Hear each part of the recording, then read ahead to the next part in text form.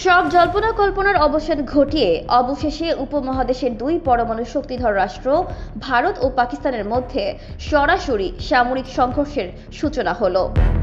মঙ্গলবার দিবাগত রাতে ভারতের পক্ষ থেকে সীমান্ত বরাবর একযোগে চালানো বহুমুখী ক্ষেপণাস্ত্র আঘাতে এই সংঘাতের বিস্ফোরণ ঘটে। যুদ্ধ শুরুর এই রুদ্ধশ্বাস মুহূর্তকে ভারতের সেনাবাহিনী অভিহিত করেছে অপারেশন সিন্দুর নামে।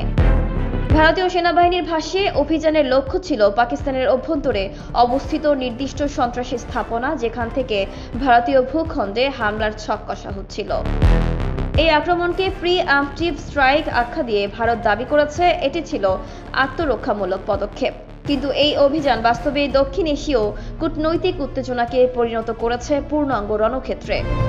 বিবিসি তথ্য অনুযায়ী রাত ১টার পর থেকে পাকিস্তানের কোটলি, ভাওয়ালপুর, মুরিদকে বাঘ ও মুজাফফরবাদ সহ মোট ৯টি কৌশলগত এলাকায় ভারতের হামলার প্রমাণ পাওয়া গেছে।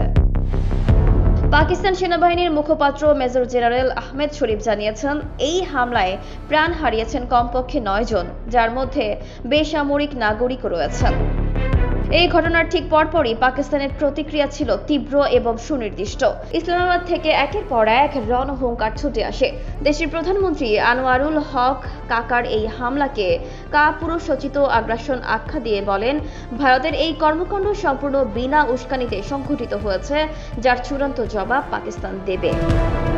এই ঘোষণার পরেই পাকিস্তানের পাল্টা পদক্ষেপ পরিণত হয় কার্যকর সামরিক প্রতিঘাতে। ডন পত্রিকার তথ্য অনুযায়ী পাকিস্তান রাজৌরির ডিম্বার গলিতে কামান থেকে ভারী গোলাবর্ষণ চালায় এবং সেই সঙ্গে তারা 5টি ভারতীয় যুদ্ধবিমানকে সফলভাবে ভূপাতিত করেছে বলে দাবি করে। এই আক্রমণকে পাকিস্তান প্রতিরক্ষা প্রত্যুত্তর বলে অভিহিত করেছে।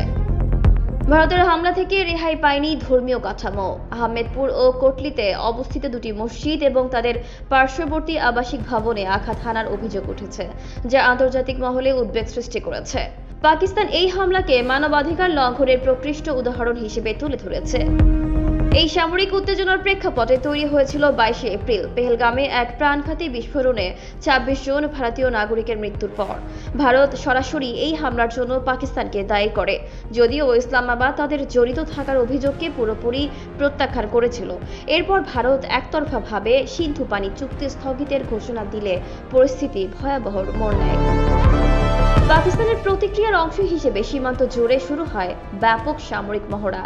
ব্যালিস্টিক ক্ষেপণাস্ত্র প্রদর্শন, যুদ্ধ সজ্জিত ড্রোনের মোতায়েন, আকাশ প্রতিরক্ষা ইউনিট সক্রিয়করণ, সব মিলিয়ে পুরো সীমান্ত জুড়ে ছড়িয়ে পড়ে যুদ্ধকালীন প্রস্তুতির ছায়া। ফাতাহ ও আফদালি মিসাইল সিস্টেম ইতোমধ্যেই মোতায়েন করা হয়েছে বলেও নিশ্চিত করেছে পাকিস্তানি সেনা সূত্র। অন্যদিকে আন্তর্জাতিক পর্যবেক্ষকদের মতে ভারতের জল কূটনীতি এবার প্রকৃত অর্থেই কৌশলগত অস্ত্র হিসেবে ব্যবহৃত হচ্ছে। একাধিক নদীর পানি প্রবাহ হ্রাসের অভিযোগ এনে পাকিস্তান বলছে, ভারত কৃষিভিত্তিক অঞ্চলগুলোতে হাইড্রোলজিক্যাল চাপ সৃষ্টি করছে, যা যুদ্ধ ঘোষণার সমতুল্য। এই সংঘর্ষ কেবল সীমান্ত বিরোধ নয়, বরং একবিংশ শতাব্দীর সবচেয়ে উদ্বেগজনক ভূ রাজনৈতিক সংঘাত। দুই পরমাণু শক্তিধর রাষ্ট্রের এমন মুখোমুখি অবস্থান কেবল দক্ষিণ এশিয়ার নয়, সমগ্র বিশ্বের নিরাপত্তা কাঠামোর জন্য গভীর হুমকি হিসেবে দেখা দিচ্ছে।